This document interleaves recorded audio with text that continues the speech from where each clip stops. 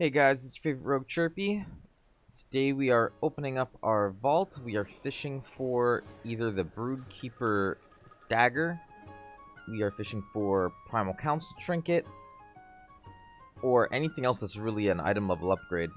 We have a couple pieces that we still need here. We need boots, a belt, maybe bracers. If we get the Broodkeeper bracers, that'd be really good. Ideally, though, I'm looking for the 424 dagger because I still only have 418 weapons, so I'm pretty sure that'd be the best upgrade for me. Gonna make sure the loot spec is set properly, and let's see what we got.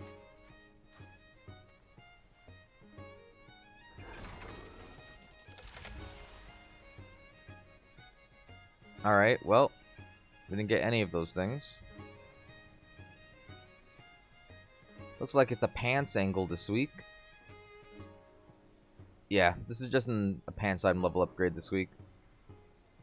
Unfortunate, because these still aren't the best pants in the game. The best pants would be 424s off Razageth and then catalyze them. But it's still a 6 item level upgrade, I suppose.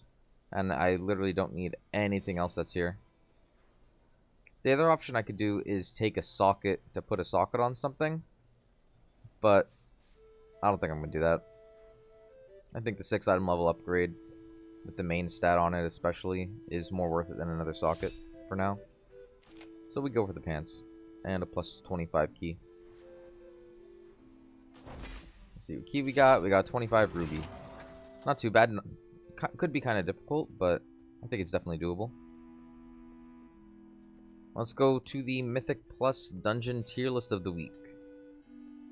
Alright, so let's look at our fixes for the week. We have Raging, Quaking, Fortified, Thundering.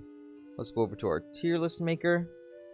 We're going to start with the easy one, of course, again, Shadowmoon Burial Grounds. You don't really have to worry about Raging at all in this dungeon. You don't have to worry about Quaking too much as well. The areas are pretty wide open for the most part.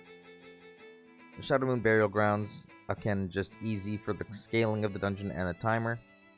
Next, Court of Stars. I'm going to put this in A tier this week, and the reason is because the mini bosses scale off the affixes as well. So you can get Raging Scream of Pains, Raging Impending Dooms from the mini bosses, and those are just not very fun to deal with. You also have to deal with the Mana Sabers if you pull those, and Mana Sabers will absolutely destroy your team if they even get one cleave off when they're raging. They might even just one-shot from the dash on a high enough key level as well. So Court of Stars definitely not as free as Shadowmoon, but is still probably the second easiest key of the week. Now this is not an easy week by any means, so take this with a grain of salt. Ruby Light Pools I'm going to put into C tier, and the reason is because the first half of the dungeon, there's not too much group damage that goes out, so it's not too bad for raging, as long as you're making sure you're stopping all the tectonic slams and avoiding the other avoidable damage, like the swirlies that get put on the ground and everything else. But upstairs, yeah, you have to deal with the Infernos, which deal insane amount of damage, and that's just going to be very hard to heal through, very hard to live through on a high enough key level. And the Tempest Channelers, when they're doing their Thunder Channel, does an insane amount of group damage, even without the Raging affix. So you probably want to try to kill the Tempest Channeler before they get a channel off while they're raging, because that'll just deal an insane amount of damage to your team. Algothar Academy I'm going to put into B tier this week, and the reason for this is because there's not a lot of raid-wide damage or party-wide damage that goes out during this key. The main thing that will kill your group on this key is the Ravagers, and that's the big dragons in the packs. And this damage is completely 100% avoidable from line of sighting, but if your group doesn't know how to line of sight and how to manipulate that ad properly, you're going to see this mob just start one-shotting your team while it's raging. And that is not very ideal at all in the slightest. Azure Vaults I'm going to put into probably it's like a C plus tier, C plus B minus tier. And the reason for this is because the damage is avoidable in this key. And it's just very hard to make sure you get every stop. So you need to make sure you get all the Mystic Vapor kicks, because those will tick very hard, especially when raging. And you also need to make sure that you stop all the Piercing Shard casts, because a Raging Piercing Shard is very likely to cause massive damage to your tank and possibly even one-shot them at a high enough key level. Halls of Valor, I'm going to put into C tier this week. It's a pretty hard key to pug if you're doing effective, efficient pulls.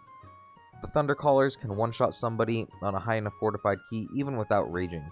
So if you miss a single kick on that while they're raging, you're pretty much guaranteeing that somebody on your team is going to die.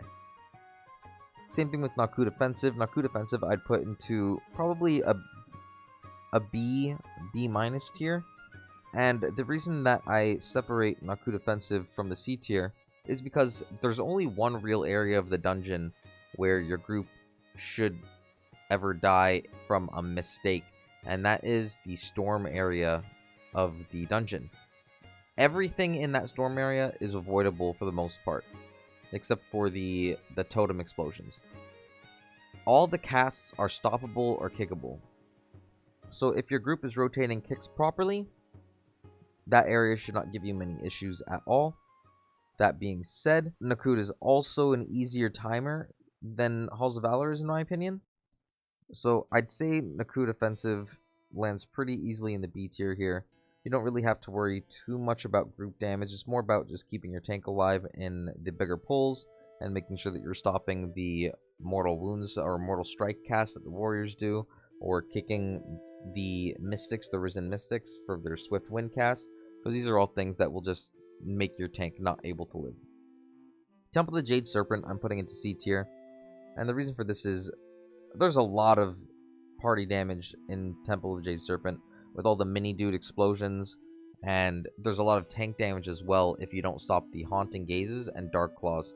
If you're on a high enough Temple of the Jade Serpent key and the Dark Claw, the minion Shaws and the Haunting Shaws are raging, and you don't stop those Gaze or those Dark Claws, they can very likely just one-shot your tank. They hit for 600 to 700k on high enough key levels, even without raging, without any DR up. So you need to make sure that you're stopping those casts, and it can be very hectic and very difficult to do so in a lot of situations. So this is by no means a good push week. That's it, guys. Just a nice short video opening the vaults. Nothing too exciting happening. This is not a great push week overall for Mythic Plus, so be careful when you're walking into these dungeons. Try your best and just make sure you're getting as many stops on the dangerous casts as possible. Anyways, I'll see you guys next time. Thanks for watching.